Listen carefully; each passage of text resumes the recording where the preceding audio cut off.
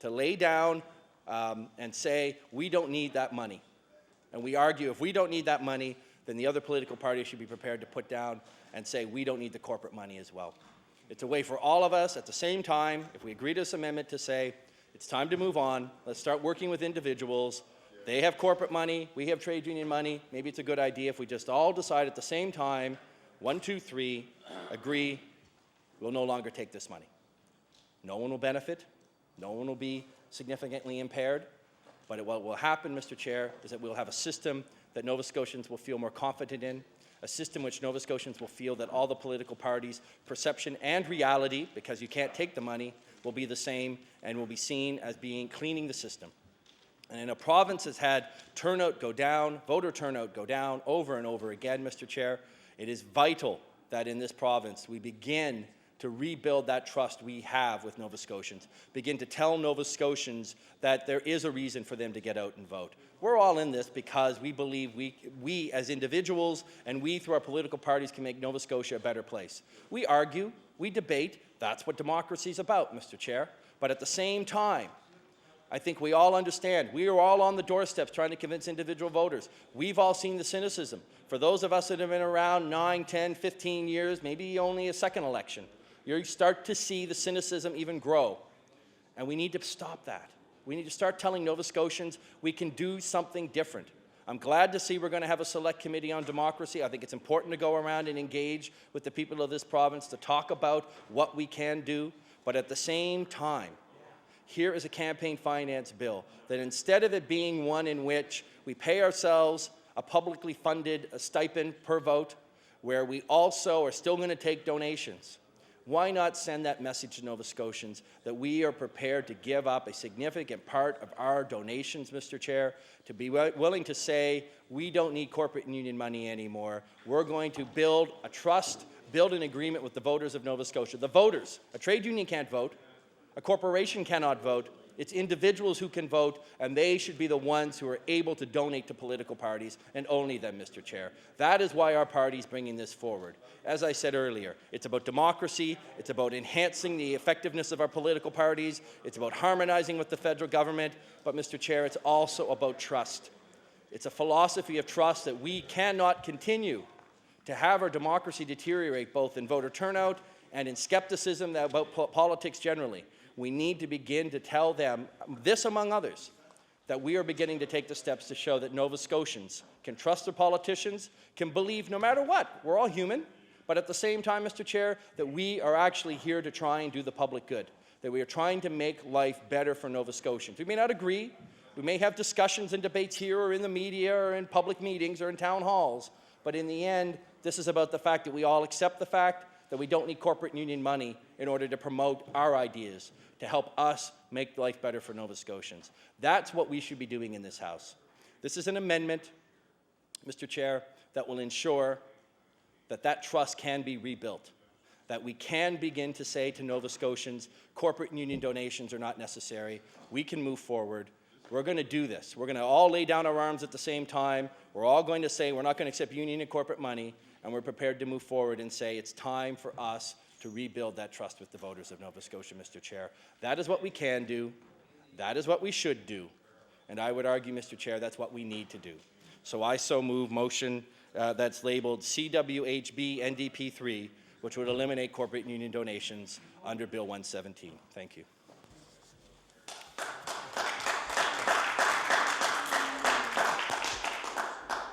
The honourable member for Timberley Prospect. Thank you, Mr. Chair. And I would like to take the time of the House for the next few moments, and I would like to encourage members present to very seriously consider this very important amendment. There's been a lot of thought gone into this. There's been discussions at our caucus table. There have been discussions within the party that I'm privileged enough to be a member of concerning the very nub of what we're talking about here when it comes to campaign financing. And many times during my career as a politician, if you can say such a thing, during the many years that I've been involved with the NDP, on many occasions I've run into people on the doorstep who have said, you're in the pockets of unions.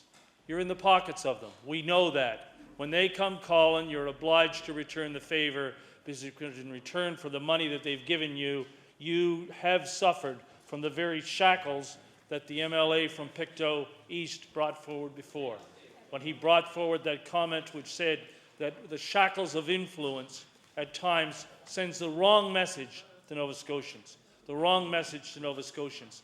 Now, over the past number of months, whether it's been in this House back in November, whether, of course, it was during the law amendments process, there were numerous occasions where I would run into people in my constituency, particularly if I'm dressed as I am today, in a coffee shop early in the morning, where they would say to me, "You must be going to Parliament, you must be going to the legislature because you're in a shirt and tie." And I would say to them, yes, we're discussing again campaign financing, we're discussing some of the important things of what people are concerned about, and the word is cynicism. Now, Mr. Chair, you know from your previous career and myself in the career that I was involved in for years, many young people really are turned off on politics. They're turned off on it because grassroots democracy is no longer there. They say, young people say, I've been in political science classes over the last number of months, if you have deep pockets, whether it's a corporation, big business, or unions, if you have deep pockets, you have influence with the decision makers in this province or in other provinces in this country. And as a politician, you're saying to them, you know, you have a point. I'm willing to say to those young men and women in the schools, or the high schools in my community, whether it's at Halifax West High School or Sir John A. Macdonald High School, I will give you a list of my donors. I will give you a list of my contributors. And I'm proud of the fact to say that the huge majority of the people who contribute to my campaign in Timberlea Prospect are individuals. They are individuals. And this afternoon, I know there's people in Metro and throughout Nova Scotia who are watching this debate. As we go through this clause by clause and bring forward some of these common sense amendments, this is a clear the deck amendment. This is a start on an even playing field amendment that we believe that by taking out the word organization, that's the intent of this amendment, take out the word organization, that will mean that there will only be, the only donations in this province to political parties will be by individuals. Now, is that a new revolutionary idea? I heard my young friend from Cole Harbour, Eastern Passage, when he ran for the leadership of this party a number of years ago now. It's hard to believe that it was that long ago in the year 2000 when we went around this province, and I'm proud to say I was part of the team that supported that young member, getting older member now after these 7 years. But one of the ideas that was brought forward was that we were interested in the fact of saying, okay, let's eliminate union donations. Let's eliminate them completely. Let's get rid of the stigma. Let's get rid of the cynicism and say, we will be a stronger, we will be a better party, we will be a stronger grassroots party if we, as potential candidates and as MLAs, have to go out there and get our support from individuals. That idea at the time did cause us some problems as we were looking for votes. But we are back here in the legislature. We now, as a unified caucus and as a unified party, have brought forward this idea that we believe that there should be an end to corporate and union donations, and that individual donations are the way to go. Now, is this a new novel idea, aside from the member from Cole Harbour Eastern Passage and the years that he's been involved in it? No, it's been done in Quebec. The province of Quebec has brought this legislation in earlier in the 1990s. It's been done in Manitoba.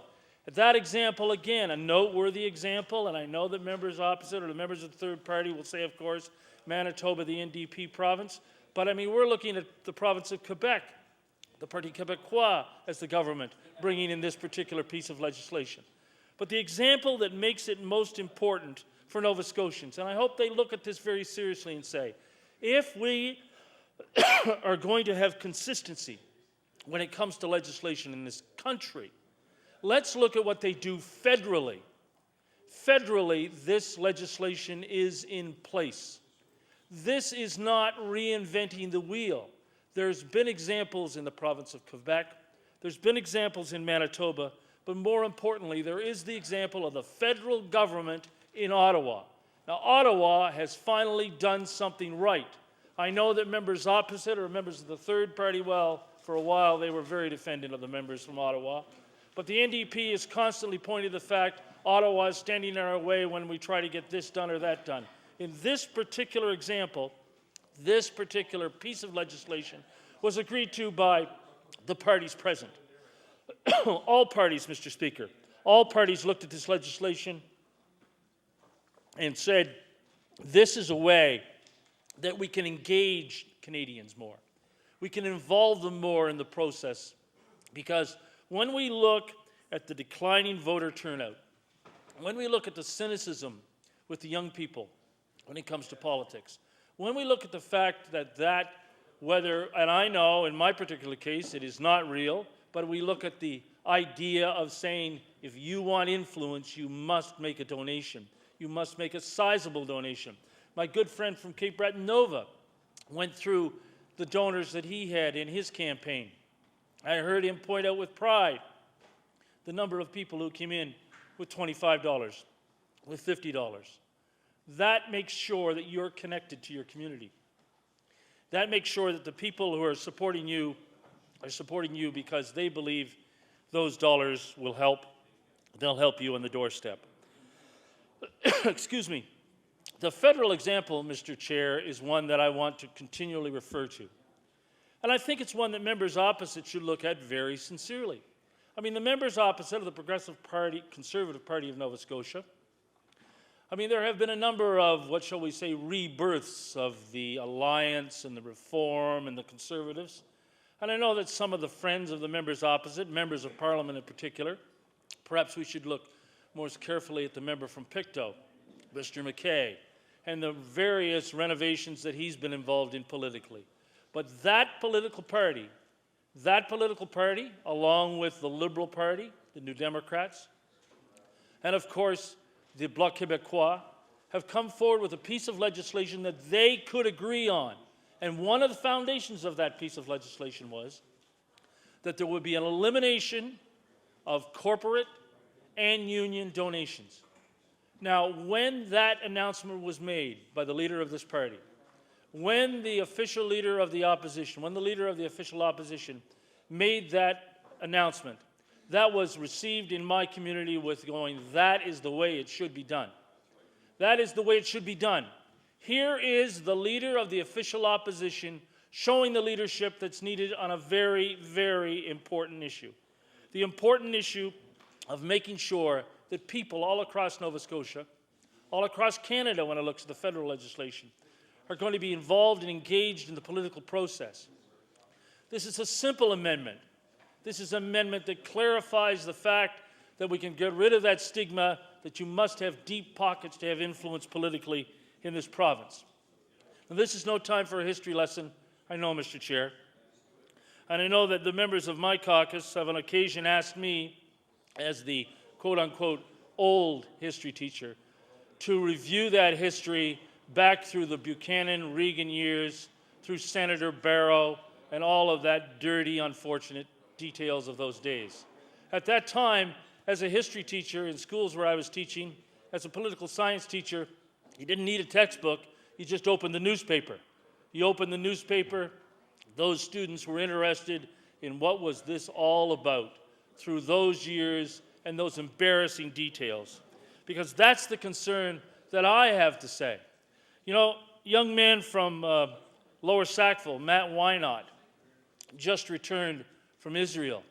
And I know that the MLA from Sackville, Hammonds Plains, I'll have it right eventually, Hammonds Plains, Upper Sackville. I know that the member from Hammonds Plains, Upper Sackville knows well Matt Wynot's name. Matt Wynot, the headline in the daily news, the weekly daily news, was politician's visit to Israel. Now, should he be concerned about that particular label? I went in and said to him, congratulations, this is a wonderful experience for you. You've been to Israel. I know with your background it's something you've benefited from immeasurably. But when you're called to a noble profession, we look at medicine, we look at teaching. Maybe, and I know there's members of this House who might disagree with me, we look at the legal profession as noble professions. Noble professions. And I've got the attention of some members opposite and members of the staff here, I can tell. But when you are described with your particular profession as a politician, we are ranked right down there with the gutter snipes when it comes to any kind of approval by the community. And the way to avoid that is to take this step, one small step one small step would say, you know, we are politicians, but we can make the right decision when it comes to campaign financing. And that myself, as a New Democrat, as a social democrat, can say the party of which I am a member of and privileged to be a member of will be a stronger, grassroots, more involved, more engaged party politically with a lot more strength on the ground if we just do not casually refer to, oh, we have union support. We have union support. That sends all the wrong message. And I think that members opposite and members of the third party too should look at the fact and said, whether it's big business, whether it's, let's just look very clearly at what the amendment says. We would like to have that word organization struck from this particular piece of legislation. And the resulting effect of it you see in the language that has been distributed.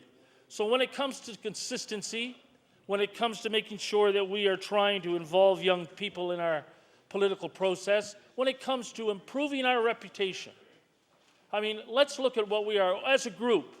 As a group, we are politicians.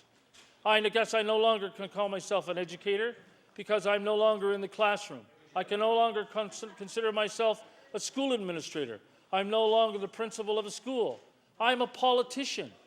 But you know, that term is a term of derision in many cases. It's not a term of admiration. It's not a term of tremendous appeal. How are we going to continue to engage people in the political process when our reputation, when it comes to campaign financing, when it comes to leadership campaigns, when it comes to many of the types of things, when it comes to raising dollars? I think the member from Pictou East very clearly hit the nail on the head when he used the terms, the shackles of influence. The shackles of influence, because whether you're receiving money from a union or receiving money from a corporation, you are going to eventually be beholden to one of those particular groups. So I hope the members opposite are going to continue to look at this piece of legislation, look at this amendment. We have other amendments which we're going to bring forward. Let's do it right. Let's follow the Ottawa example. Let's have the harmony and consistency that we need, and let's make sure this particular very simple amendment would help abundantly with our reputation as politicians. Thank you. The honourable member for Dartmouth North. Thank you, Mr. Speaker. I must say that to be given another opportunity to discuss at great lengths Bill 117, even though there's a lot more important issues that we could be discussing in this session, I'm pleased, and I want to let you know, Mr. Chair, that I honestly believe that the hour that I spoke earlier in the year on this particular bill, I don't think I wasted time or used a lot of filler. I think I really honestly spoke for the citizens that I represent. Back in November when Bill 117 was first discussed and we had an opportunity to speak, it was the Leader of the Opposition that spoke first, and one of the very first monumental decisions that he put on the table was to rid all campaigns, all possibilities of corporate and union donations. And Mr. Chair, I've got to say right now that I'm going to stand by what I said back then. I'm going to say it again. That was a bold statement for the Leader of the Opposition, the Leader of the NDP to take when he stated, let's get rid of union donations. And as we've heard from several members across the floor on the government side, several members over the last few months from the third party, the Liberal Party.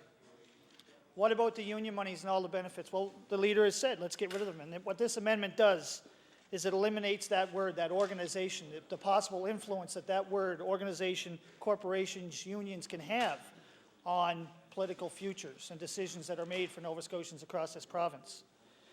Mr. Chair, there's a popular marketing campaign right now that we see on our local televisions, you know, the famous commercial, hands in our pockets. Well, I too, like many of the other MLAs in this House, have gone through those individuals and looked at our campaigns that took place in June and looked at who donated. And I can tell you that there's no one that has a hand in my pocket. There's no one that I own or owe because of my election due to substantial amounts of funds that came from corporations or donations. The people that I have to own up to and represent are the people that supported me, and also the people that chose to participate in the democratic process. And whether you're Liberal, Tory, or NDP, as an MLA, I represent everyone. We all know that in the past, and we've had the AGMs and the annual reports from organizations like the World Trade Center Corporation, a Crown Corporation, Mr. Chair, who over the last several years has chosen to divvy up funds for government parties. The Conservative Party has benefited from funds coming from this organization. The Liberal Party. An amendment put forth by our party here to eliminate those corporations and that the union funds would eliminate something like this taking place, because we're all here for the same reason. We all start off at zero every campaign. We build our platforms, and there should be nothing that determines or sways us from serving the people of this province. There should be no influence or influence peddling of any sorts. And when we're talking funds and campaigns, Mr. Chair, you know, I'm a new MLA. I've been here 7 months. But I can tell you I followed politics for quite some time. And we all know, and the people of this province knows, how politics works, the game of politics. Years ago, you knew there was an election because the roads were getting paved, or particular roads in particular communities were getting paved. You know, unions and corporation donations, what that does is if we eliminate this, it allows us to be more transparent. It allows us, in the eyes of the voters, to say to them that we will make decisions with the best interest of the people of this province. And if we rely only on their funding, Mr. Chair, what we indeed do is puts the power back in the hands of Nova Scotians. It allows them to have faith that political decisions are going to be made with their best interest at hand, and not perhaps because a corporation has donated so much funds or a union has helped a candidate or a leader. I know there's been talk federally about several functions and dinners being given out to corporations or individuals that have been able to significantly impact campaigns because of the amounts of donations.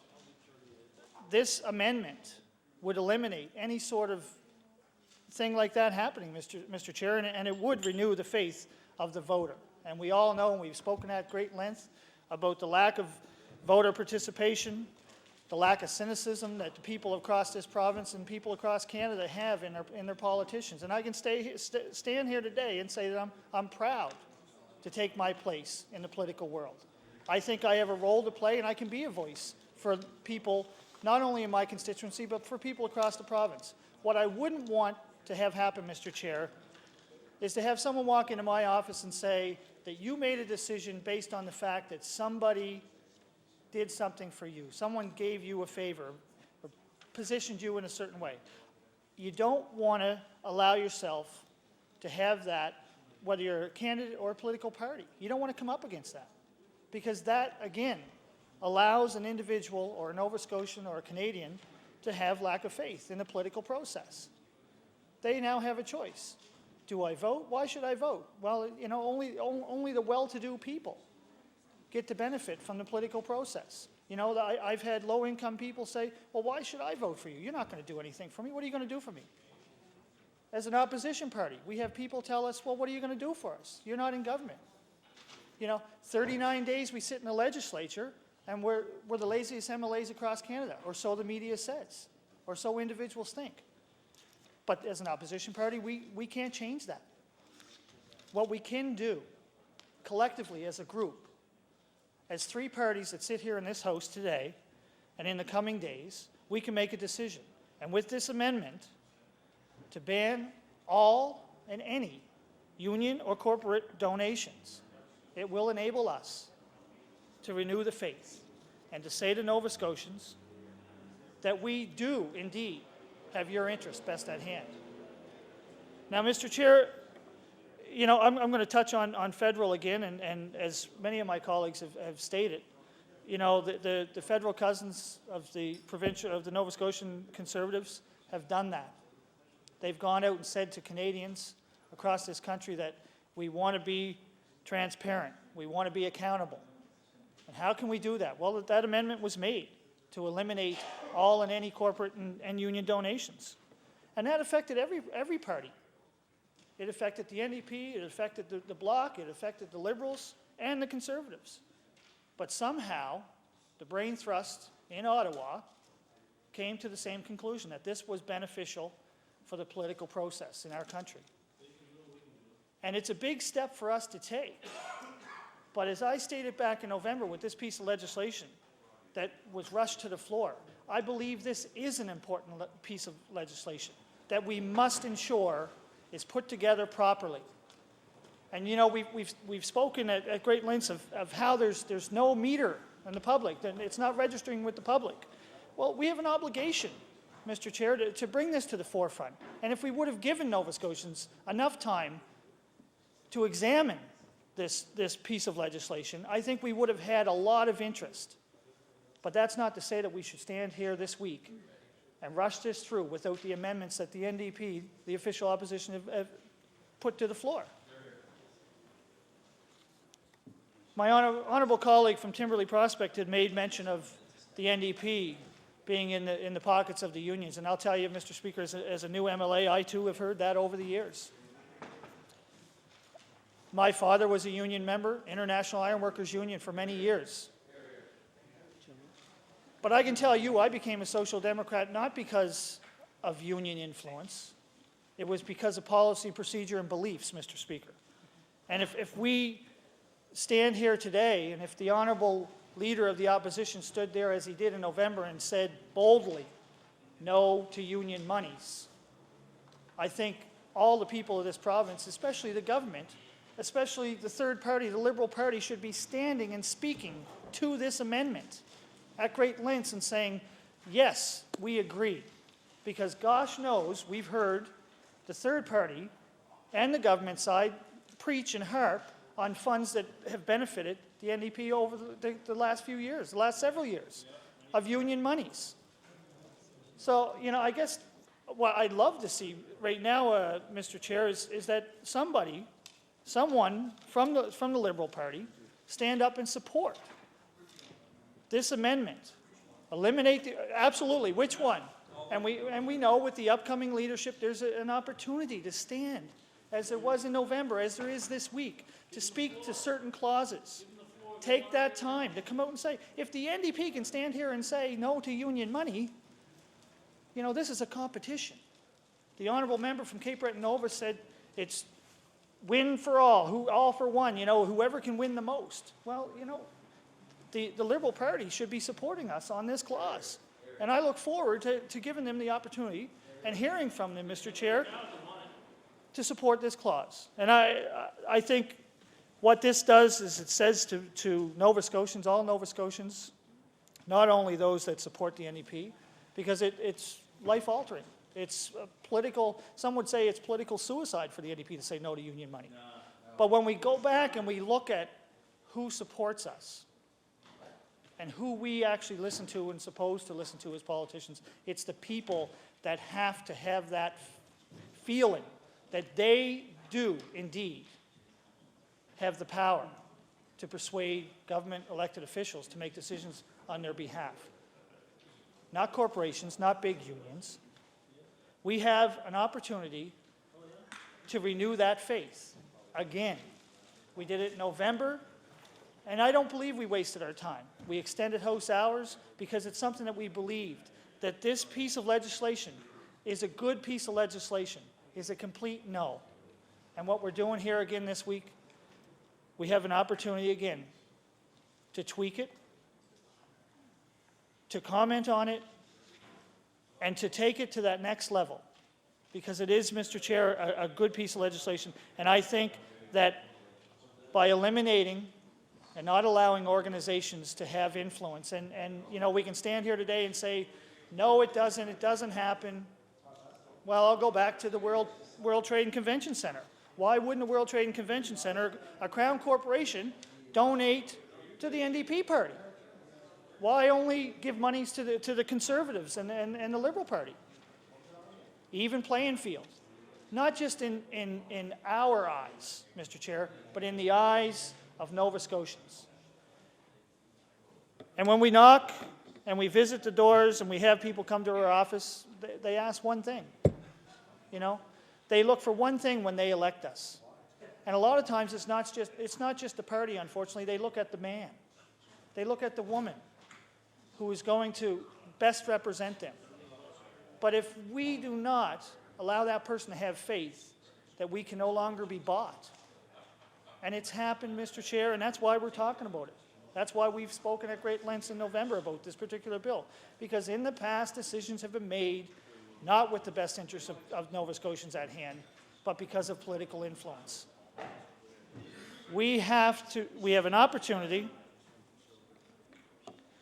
to increase voter turnout, renew democracy, and with this one little amendment, and the many more to come in the coming days, I think Bill 117 can get passed with the full support of all parties.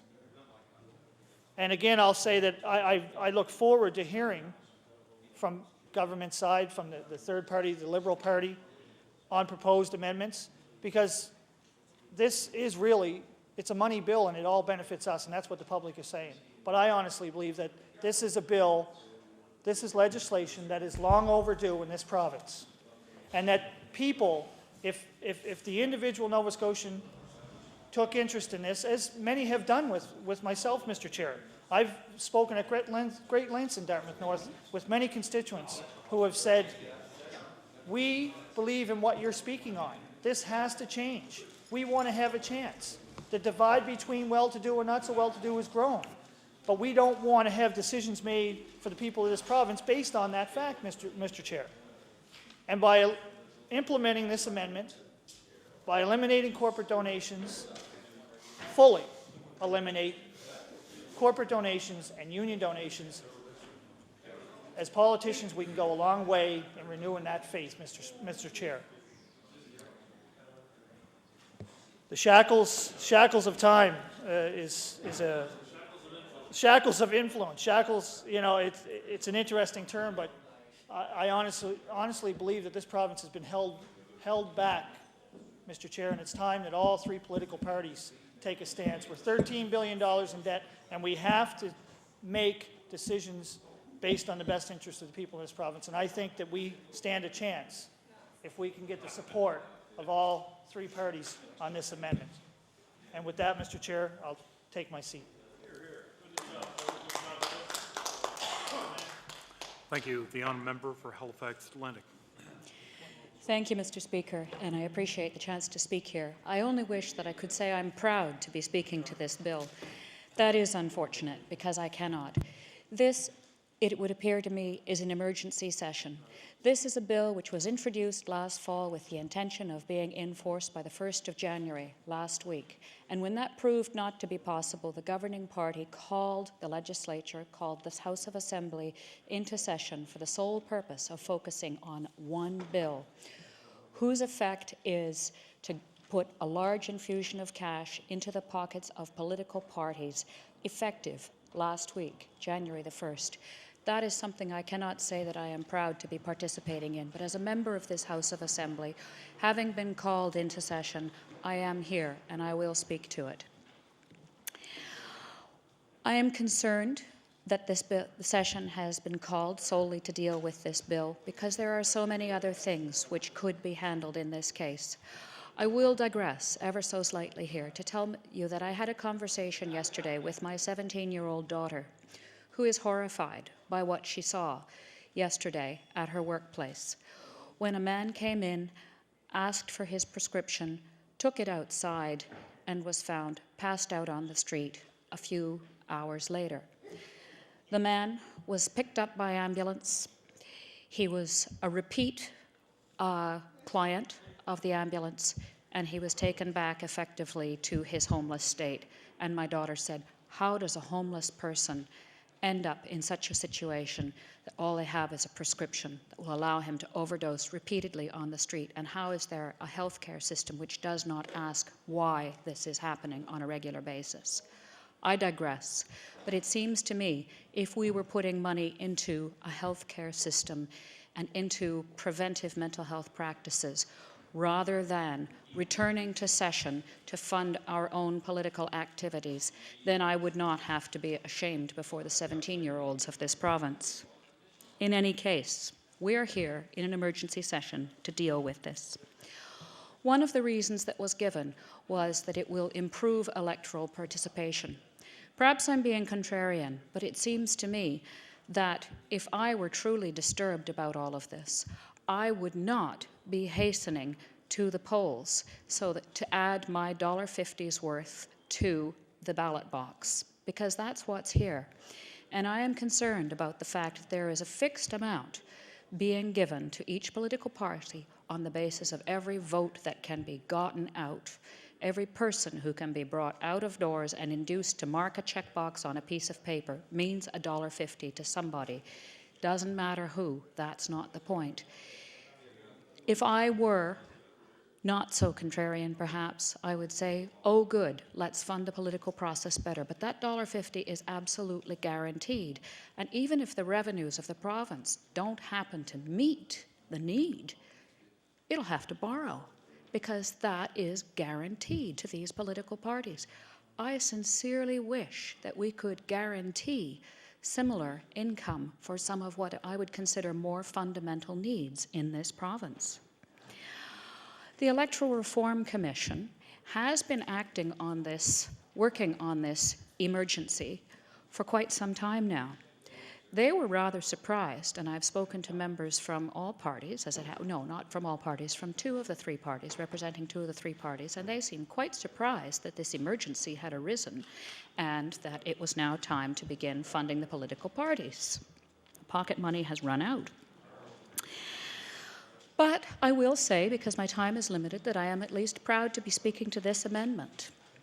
Given that we're here, given that we have to reform the political system immediately, without delay, effective not yesterday but last week, at least there is the chance to make this one change. And this one change can help. That is the removal of organization as a category of contributors to the political process. How often has it been said that companies don't vote? But he who pays the piper calls the tune. And companies paying the piper have been calling the tune to which the people of this province dance for far too long. The proposal now is that only the dancers will be able to pay the piper who calls the tune they dance to. And I would recognize that, I would welcome that, because it's a very disturbing thing to look at all levels, I will say all levels of the political process in this province, and until recently that included the federal process, but certainly here it's the provincial and it is the municipal, and to see that contributions come not from voters, not from people who are participants in the process, but from corporations. Corporations who for some reason do feel the need, and I will include in that the legal definition of a corporation, which includes a union, for all sorts of organizations which feel the need to contribute to not the political process as a whole, but to some specified sector of the political process, some part of the spectrum, some part of the 1, 2, 3, or 4 parties. That is what these entities feel necessary to contribute to. And you have to ask why. What's in it for them? Perhaps we can stop asking that question if this amendment is passed, if we cease to accept, to allow parties to accept donations, gifts from organizations. I will say that I hope that we will apply this principle in general, because it is a fundamental democratic principle that the people participate in the democracy in all aspects of it. Politics shouldn't be a question of farce. We shouldn't be hearing the people who are the members of the electorate saying over and over again, I can't be bothered. It's a done deal. What's it going to do? What's it matter? Why should I vote? And I worry that this bill, to the degree that it proposes to translate individual votes into dollars, is not going to increase participation, but may in fact decrease it. But at least it stands a better chance of increasing individual faith and therefore individual participation if people don't feel that their votes are being outweighed, if people don't feel that what matters is not a check on a paper in a ballot box, but a check in a hand. And I think that is something we really need to be able to convince the people of this province is true before we can ask them to participate fully and with some degree of faith. I've always said that Nova Scotians seem to feel that government is something that's done to you instead of done by you. And this is a step in the right direction. If everybody knows that the people who are representing them are in fact representing them as individuals, then perhaps they can feel that they are part of a process which selects a government, which is a government by the people, and not a government that's being done to the people. So, although we're here in an emergency session, at least it does remedy the problem that this is the legislature. It doesn't remedy, but it may help to remedy the problem that this is the legislature which has spent less days in the House than any other in Canada for 3 years in a row. And even though it seems,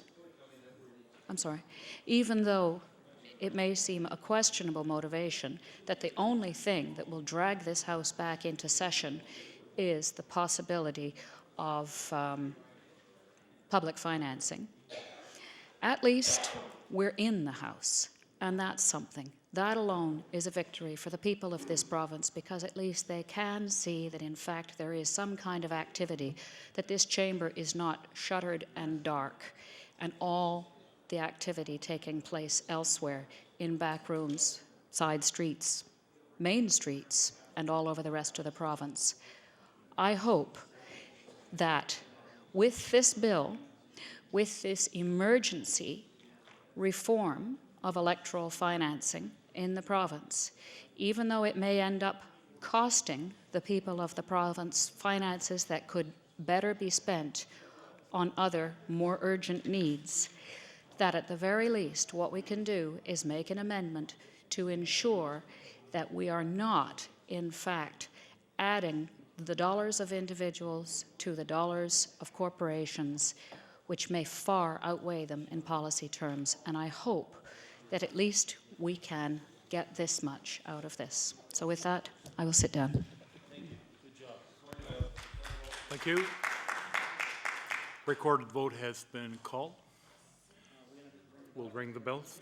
Bells will ring for an hour.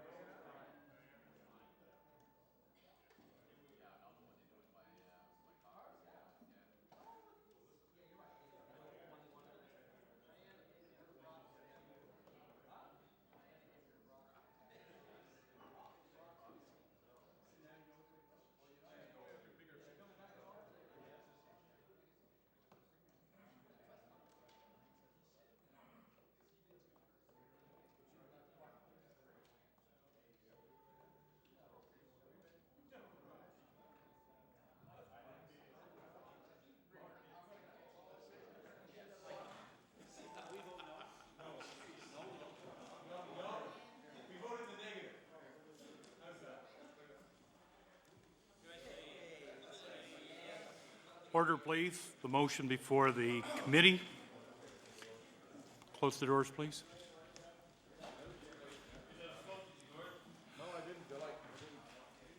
The motion before the committee is on the proposed amendment on clause number 4, submitted by the honourable member from Cole Harbour Eastern Passage.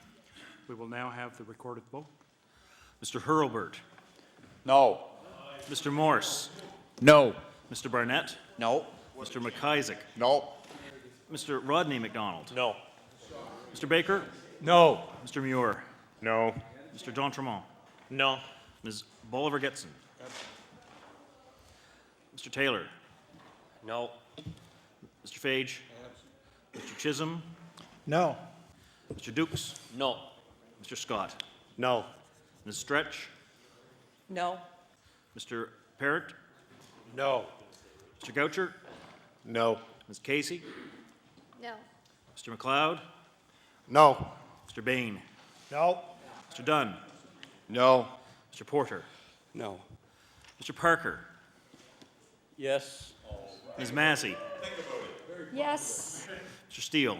Yes. Mr. McDonnell. Yes. Mr. Corbett. Ms. Maureen McDonald. Yes. Mr. Dexter. Yes. Mr. DeVoe. Yes. Mr. Manning McDonald. No. Mr. Sampson. No. Mr. Caldwell. No. Ms. Whalen. Absent? Mr. H. David Wilson. Mr. Glavine. No. Ms. Moore. Yes. Mr. David A. Wilson. Yes. Ms. Conrad. Yes. Mr. Paris. Yes. Ms. Raymond. Yep. Mr. Zink. Yes. Mr. Estabrooks. Mr. Goss. Yes. Mr. Epstein. Mr. McKinnon. Yes. Mr. Beliveau. Yes. Mr. Pereira. Yes. Mr. McNeil.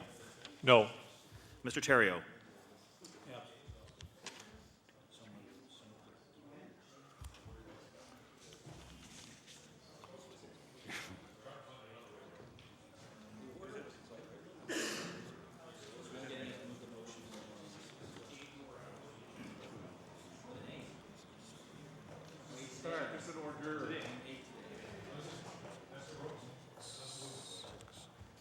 I've got 26 to 18.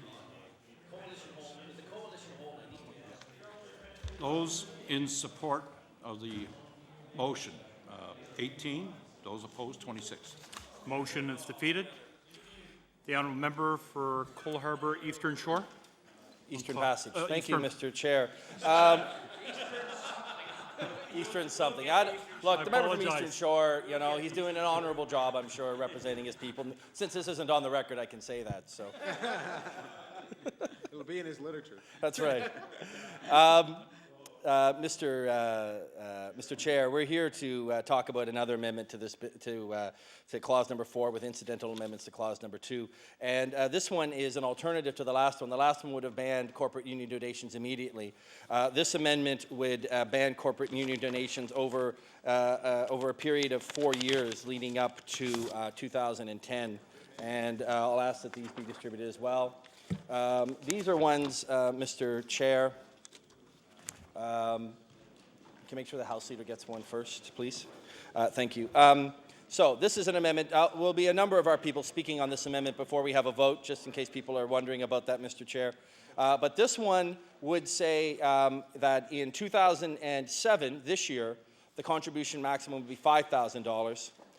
Next year, in 2008, it would be $4,000. The year after that would be $3,000. And then on January 1st, 2010, corporate union donations would be eliminated. So people understand, we brought forward the amendment that was just defeated because that's the one our party firmly believes in. This is one that we bring forward in the spirit of compromise. It's one that we have discussed in the past with the other political parties in hopes that we could find some compromise in reflecting on the fact that we need to begin to reduce the reliance on corporate union donations and bringing it down to a number that we think would be reasonable and the other parties might be willing to accept. So I move this amendment, and we have some speakers on it, Mr. Chair, so I'd ask them to speak on it. Thank you. Thank you. The honourable member for Halifax Needham. Thank you. Thank you very much, Mr. Chair.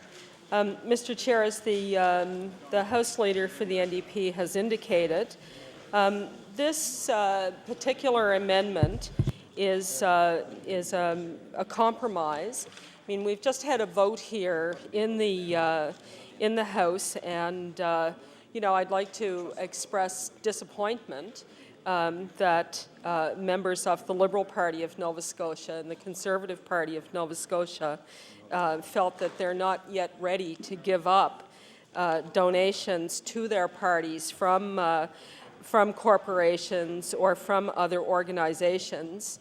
However, we accept that they were never really interested in moving in that direction. And but what I think is puzzling on some level, Mr. Speaker, is why they break from their federal counterparts and what their federal counterparts have done in this regard. And Mr. Speaker, as we are all well aware in this legislature, as of December, I think, of '06, the Federal Accountability Act was passed in the House of Commons after having been stalled by the Liberal majority Senate for some period of time, but eventually it was moved back, in fact, to the House of Commons, where it came into effect. And the result of the Federal Accountability Act is now that there will be no contributions, financial contributions to federal political parties from either corporations or unions or other entities, organizations that are not individuals. And Mr. Speaker, this is, I think, a very important principle.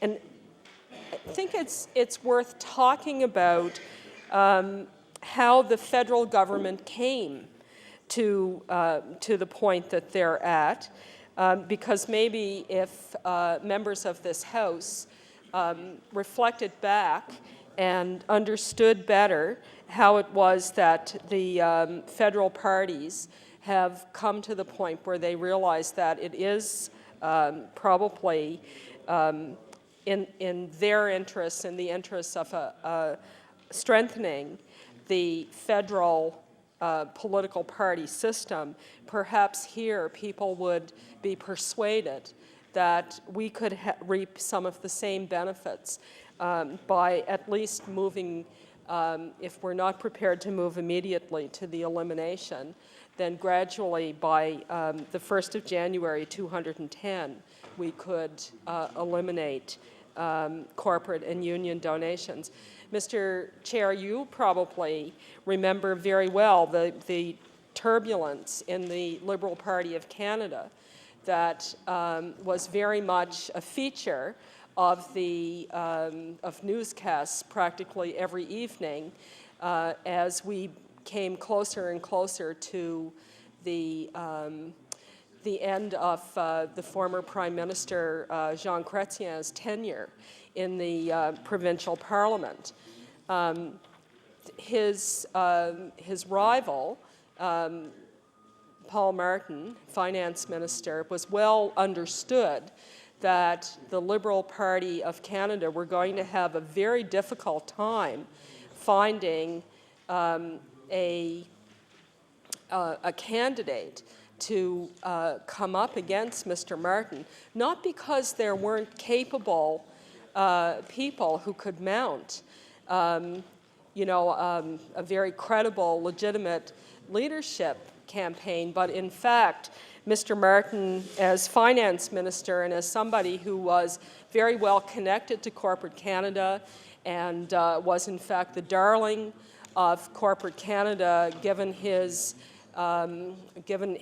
record as finance minister in terms of dismantling many of the social programs that the National Business Council had criticized, things like EI. The corporate community had already started donating fairly heavily to a leadership campaign that wasn't even underway in the federal Liberal Party. And people like John Manley, who were contemplating whether or not they might not take a run at the federal Liberal leadership, were pretty much openly musing about how difficult that was going to be for them, given that corporate Canada were pretty much committed to the finance minister. And at some stage, I remember reading in the press, Mr. Chair, that the Prime Minister, Mr. Chrétien, had actually put a freeze on leadership financing, raising of money for leadership. And this was all very controversial, both inside the Liberal Party and certainly in terms of the people who watch these things quite closely. Eventually, the Prime Minister of the day introduced some changes to federal campaign financing. They were not the changes that we see now in the Accountability Act. They were changes that essentially capped federal campaign financing from corporations and from unions and other organizations, and I think started the process toward eliminating campaign contributions to political parties from corporations and unions. And I think most of us who are sort of political junkies watch this with great interest. And then, of course, Gomery unfolded. And in the course of Gomery, we saw financing of the Liberal Party of Canada in ways that were not recorded and outside of the rules that were in place, and even the new rules that Mr. Chrétien was thinking of imposing. So, Mr. Speaker, there's a fairly recent history of financing that has had quite significant impact on leadership, campaigns, and on the financing of parties at the federal level that has convinced the political parties on a federal level that reform was desperately needed. And eventually we know that the Federal Conservative Party were able to capitalize on the problems that the Liberal Party of Canada had with respect to the both the Gomery Commission's findings, but also the kinds of fundamental divisions that were occurring inside the federal Liberal Party between the Martinites and the Chrétienites. And our current Prime Minister went even further than the former Prime Minister, and he brought forward and ran, in fact, on a platform to try to clean up federal politics by eliminating the campaign contributions to political parties from corporations and from unions. So today, Mr. Speaker, at the federal level, this is where we find ourselves. We find ourselves in the land with a system of campaign financing that prohibits contributions to any of the federal parties from anyone other than a citizen who is entitled to vote in a federal election. And surely, Mr. Chair, this is the principle that we would all, I think, like to endorse and move toward in terms of our own province. If we're not prepared to harmonize our legislation through Bill 117 immediately, this bill is a bill that, as I understand it, will have, when it's proclaimed, will come into effect retroactively, then, Mr. Speaker, I would really ask the members of this chamber to think about supporting this very reasonable amendment, which will see a gradual reduction in the amount that an organization, a corporation, or a trade union can make to a political party from the $5,000 cap that is currently in the bill, which we will accept as the starting point. But next year, in 2008, under this amendment, that cap would come down $1,000, and it would be set at $4,000. And in the subsequent year, it would come down again to $3,000. And subsequently, Mr. Speaker, by January 1, 2010, there would be no ability under the law. It would be illegal. We would have banned union and corporate donations. And at that point, Mr. Speaker, we would, 4 years, in 4 years' time, we would have harmonized our legislation with the, or in 3 years' time, we would have harmonized our legislation with the federal legislation. And Mr. Speaker, this, I think, would allow particularly the two parties who have just voted together here on the amendment that would have banned outright and immediately union and